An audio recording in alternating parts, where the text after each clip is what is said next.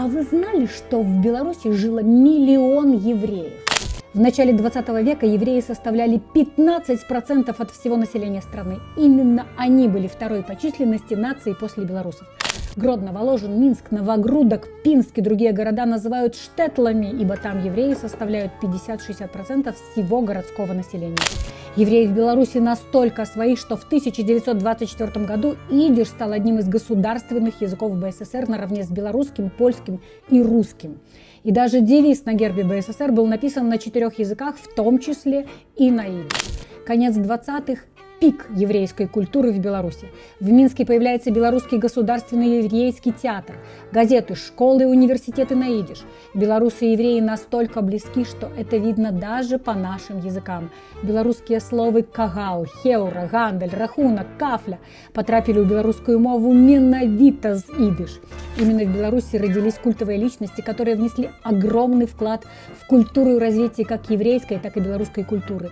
Только вдумайтесь, художники Шагал, Бакст и Сутин, изобретательница бюстгальтера Ида Розенталь, создатель легендарной киностудии Метро Голдвин Майер и даже отец современного иврита Бен Ехуда – все они родились в Беларуси. Более того, из Беларуси в том числе началось и создание государства Израиль. Мало кто знает, но в 1903 году в Гомеле был создан один из первых отрядов еврейской самообороны, участники которого поехали в Израиль и создали военизированную организацию Ха-Шомер. А еще 4 израильских президента и создатель Моссада Исер Харель, все они родом из Беларуси. А что было дальше, вы, наверное, знаете. В 30-х Советы начали сворачивать поддержку как еврейской, так и белорусской культуры.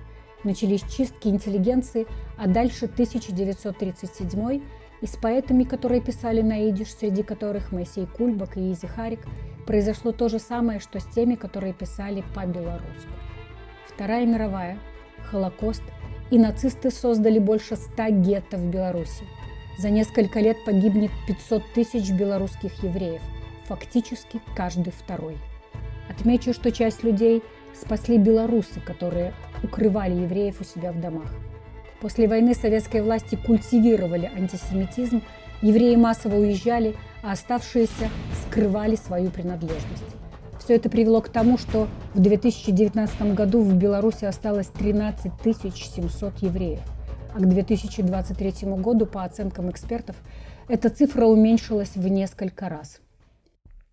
Беларусь стала для яўрэяў теплой хатой. У нас яўрэі ніколі не адчувалі сябе прыхаднямі. Для беларуса яўрэй гэтулькі свой, што не кожны беларус ды яўрэй помніць пра ўцёкі яўрэяў у Беларусь ад пераследу ў сярэднявечнай Европе.